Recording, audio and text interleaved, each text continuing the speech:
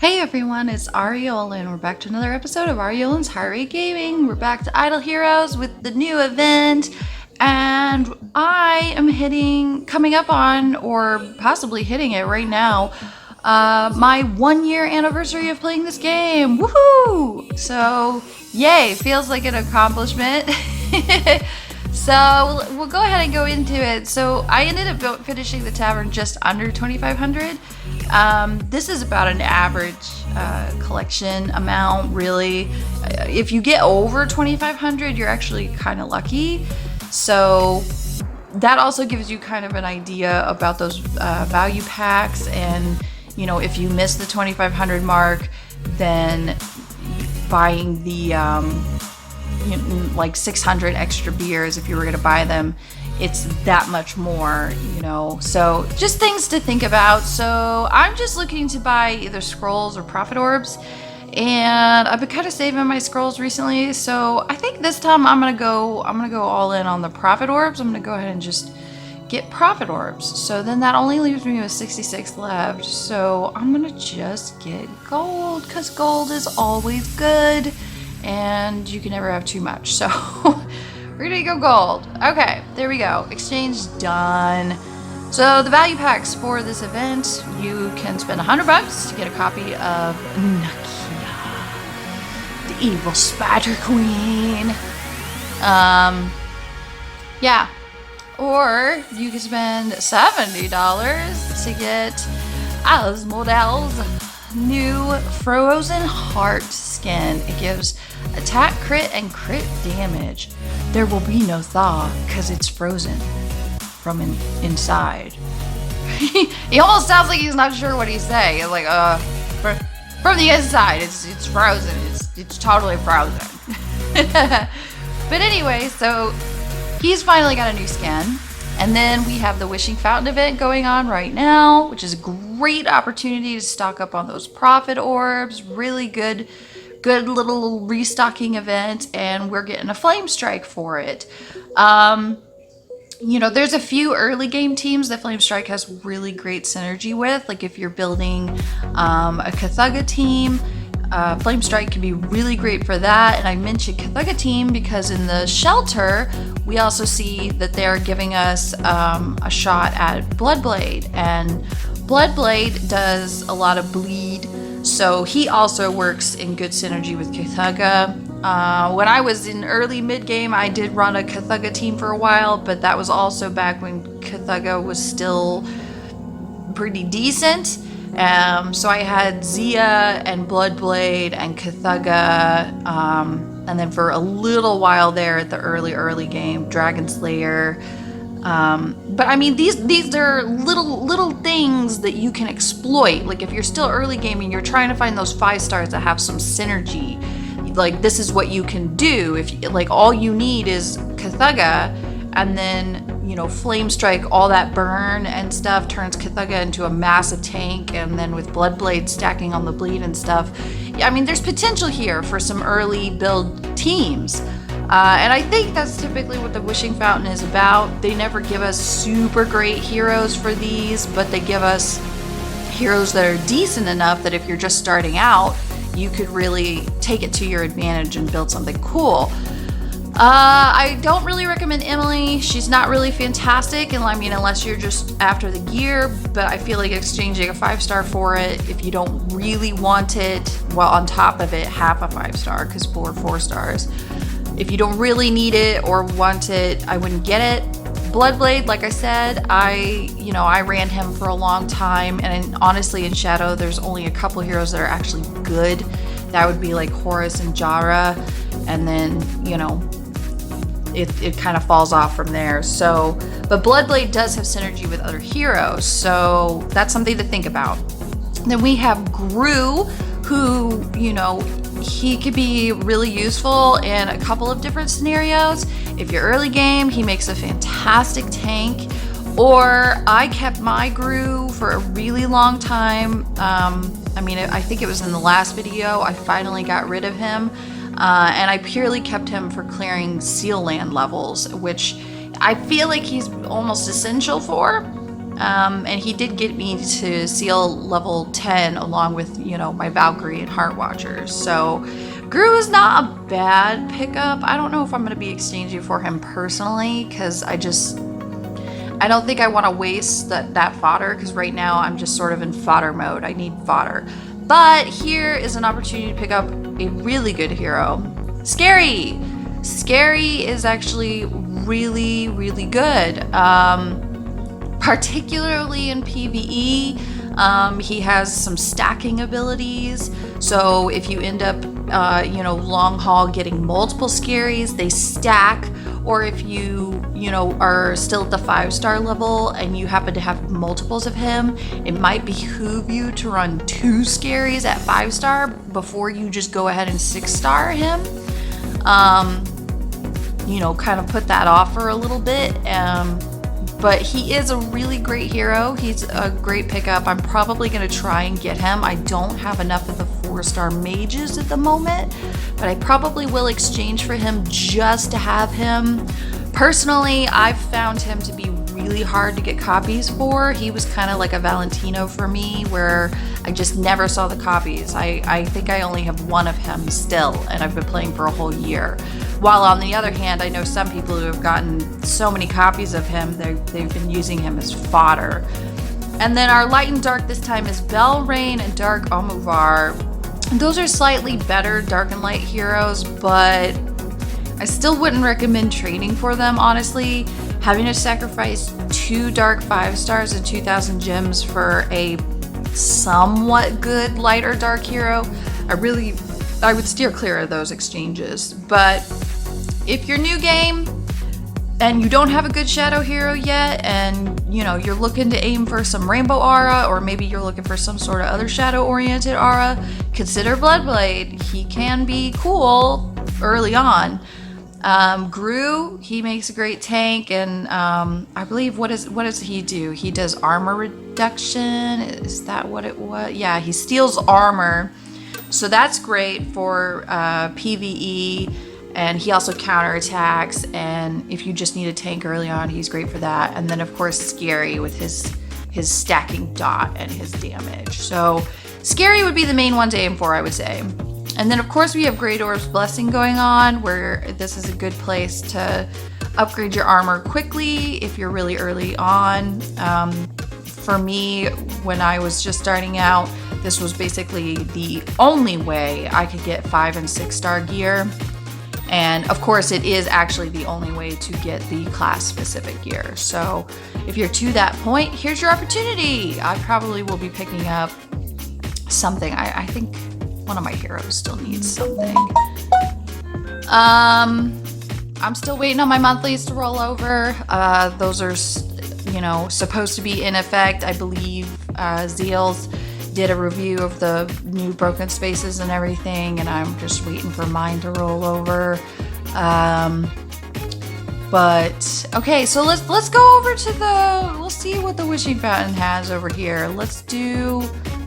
All right, I mean, we got 250k gold. That's not terrible. Let's just go ahead and spin it a couple times and see what we get. We want to aim for the 4-star mainly. The ideal thing to do is to spin till you get the 4-star, and then just wait until you can refresh, and then refresh and repeat, you know. And if you're still really early on, or you have a dark or light that you're trying to build, just keep refreshing until you find that 4-star light or dark. Just get those light or dark fodder, because that'll take you miles to building up a darker light. That it was, you know, essential early on for me. Well, I'm not getting very lucky. Did I already get it, or just missed it? No, I didn't get it. It's just not wanting to drop this time, I guess. Oh, excuse me. Come on, 4-star. Drop 4-star. Wow. Usually it only takes me a few spins. There it is. Okay, so there's the 4-star. So we'll go ahead and refresh. Let's take a look. Ooh, 125k gold. I'm gonna do a big old pass on that one. But I did actually get super lucky earlier. I had about 60 something coins, and I had a special hero on my wheel, and I decided to go ahead and spin, and I did record it. So here's the clip. It ended up taking me way fewer coins than I thought it would. And I was pretty shocked. I think I just kind of sat there for a while. Yeah, I was pretty shocked, but I'm excited. So that means, you know, one more Penny copy. So now I technically have enough copies of Penny to E3 her, which is absolutely fantastic. I'm super stoked about that. Obviously, I still need to focus on Ada. I've got to get Ada up there. She is such a powerhouse.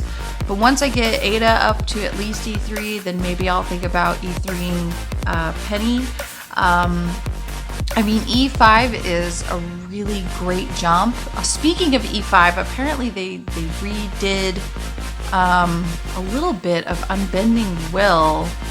Let's see what it says now. When taking fatal damage, immune self-up direct damage and damage over time for a round. Does not immune damage from marks. Okay. So I guess it's a little bit different now. I guess I feel like they're trying to make it a little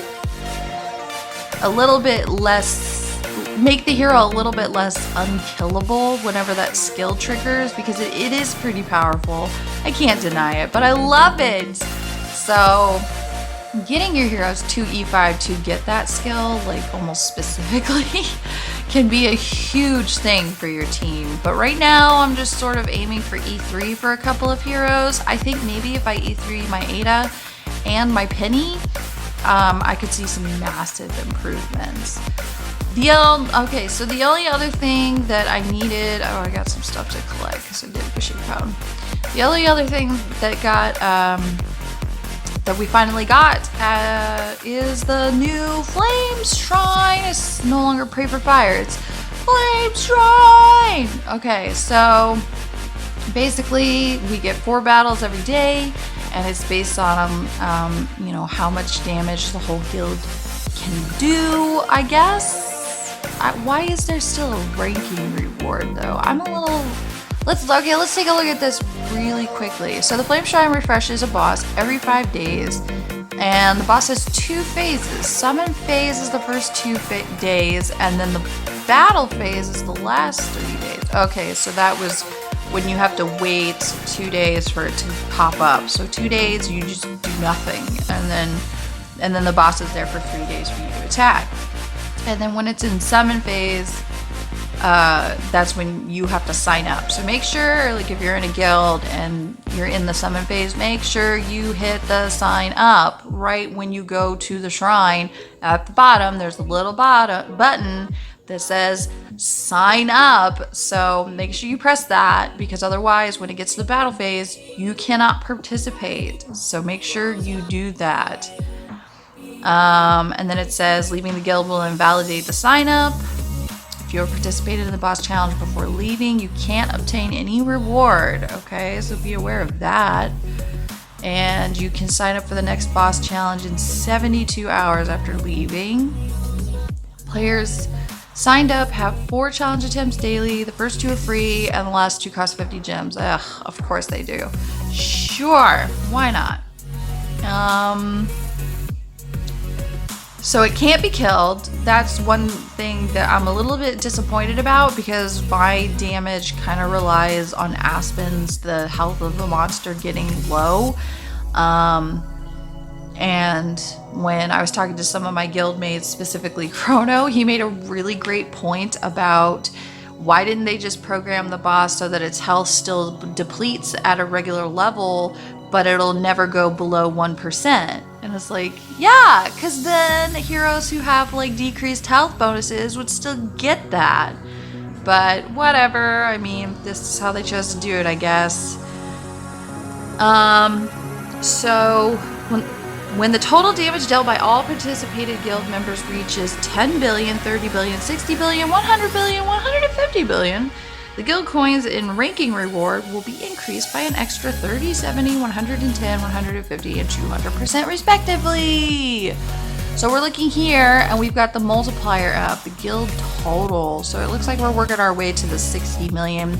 So there is still a little personal ranking system, it looks like. I kind of thought that there wasn't going to be, but so let's okay, so we've got Melassa. That kind of sucks because she has control. So let's go ahead and run this and see how it does. Let's see what happens. Yeah, I don't really have a lot of options for a different team build. I kind of have one team for everything right now. I'm not really that late game that I can have multiple good teams. And, you know, this is the team I chose to focus on and to work on. So, I mean, it's serving me well so far. So let's just see. Let's see how it goes. Maybe I should. I wonder. They are critting quite a bit, though. I'm debating changing their stones to the do more damage to enemies that have more health than you.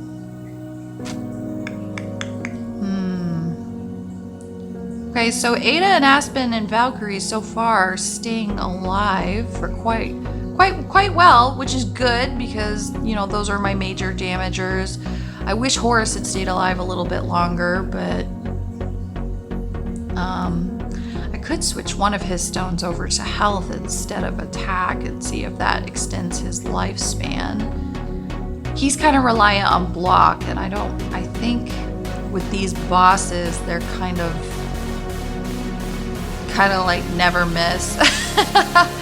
It seems like they rarely do. The block almost never triggers, and without that block, you know, Horus can't build up his damage, so it's kind of unfortunate. So here we go. So look at that. At E1, Ada still somehow out-damaged Valkyrie, and then there's the heal. So yeah, how much did we do there? We did about 400 million, right? Is that right? 400 million it looks like. Okay. So let's play with the stones really quickly. Let me take a look. Or not the stones, the abilities.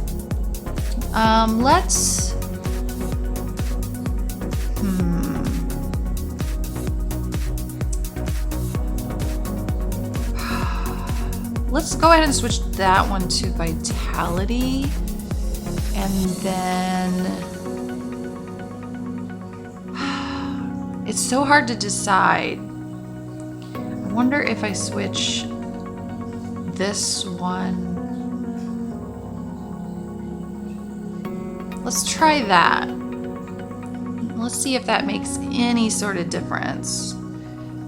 If Valkyrie dies early, then we know that switching that was a horrible idea. And if Horus stays alive longer, then that was a good thing. So let's see how this goes. Let's try it. See if it does any sort of difference.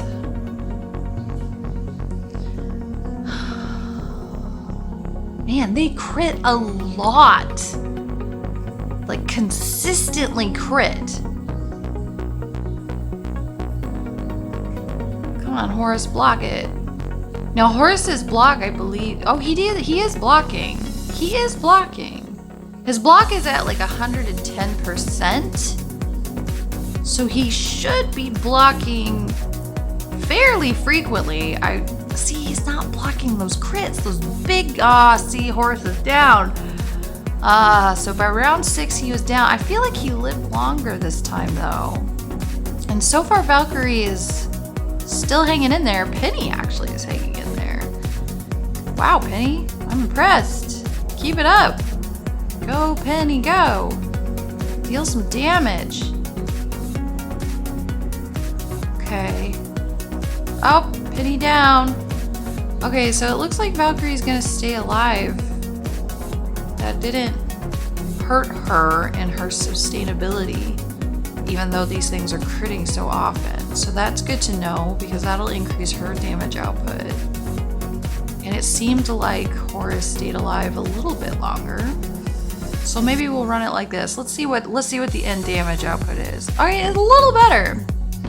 I mean, that was only one run, so that was a little bit better. So let's go ahead and do it again. And we're probably not gonna sit through the whole fight this time. We'll probably just kind of skip ahead and see how everyone does.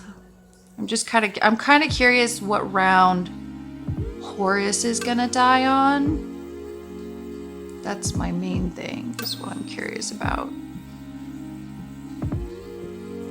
And because the molasses also attack random, see, Penny's already down because of their random hits. They hit her too many times and she's already gone. And unfortunately, the stun doesn't seem to affect them at all from Cruz, which is really unfortunate. But he still gives the armor reduce, like the damage down or whatever. I think it's the armor reduce. He does armor reduce, and that could be huge. Okay, so Horus lasted way longer that time. So let's go ahead and skip up. Okay, so yeah, we did 4.5 that time. So switching up the skills seem to be working a little bit. So let's go ahead and just skip this battle and just see what our grand total is and see if we... Oh, we made 460 that time. So Ada's still our biggest damage dealer. I need to E3 her so bad. Cruz is actually healing a good amount. It's not too bad. Okay, let's see how that did for us. Where am I at? How far down? Ooh, I'm 8th! I'm 8th! That's not too bad. I'll take that. I'm top 10. I'm okay with that. Woohoo! All right. Okay, so now I'm gonna try to get, I'm gonna try to get the 4 stars that I need. I think I have quite a bit of space in my bag. Let me just pull out some stuff and see if we can get some mages in here. Nope, we got priests and assassins. How many more of these can I pull out, I wonder? I don't know how much bag space I have. Okay, Illyria's a mage, right? I think I've got another one of her too. Pull her out. So I just need one more. How much space? Oh, I've got lots of space. I got lots of space. Let's pull out 15 of you. Wow. Okay, no, there's Illyrias. I was like, what? Look at all that abyss, but there's no mages. Okay, the Illyrias were off to the side there. Okay, so let's go into the shelter. Let's go on over to Skerei. Just pop those in there. Okay, now what do we want to trade? We could trade... Let's trade, I'll just do Tanner. Okay. There we go. So now we got another copy of Skerei. Just for the future, someday if I build some PvE up or whatever. Yeah, I mean, I've got the 4 stars to get Groo, but I don't really think it's gonna benefit me at all to get more Groo copies. I just ate my Groo. I have 1 in my bag, but I need fodder. I just need the fodder, so I don't think I'm going to exchange for the Groo. I think I'm just going to let it slide, and I'm not going to exchange for any of the others either. I just wanted the Skerei because he's the only one who potentially could be some really good damage there. Yeah, so still just fodder farming, but I'm gonna do another video about, I've got Aspen Dungeon, Brave Trial, and Sealand still open and ready to go, so I was gonna make a separate video because this one's already getting kind of long, and just kind of, like, I've had some requests to make additional content, and the only reason I haven't is because, you know, there's not really a lot of room for advancement. where I'm at, but I'll just go ahead and show you guys kind of where I'm at, and you can kind of see what to expect if you're newer, kind of thing. And I'll just show you how, like, where I'm at. We do get a super wishing coin for our daily reward, which is super sweet because, like you saw, we could get some really fantastic rewards from the super fragments, which is great. So yeah, I generally, with the super wishing coins, save up until, normally I save up until I have about 80 to 100, because typically that's about how many it takes me to get the actual hero on the wheel. And that's usually all I really care about, is if there's a really good hero on the wheel, you want to try and get it. So that penny popped up and I had 60 and I was like, oh, I'm gonna try. But anyway, if you enjoyed, make sure you like, share, and subscribe, and I will see you next time. See ya!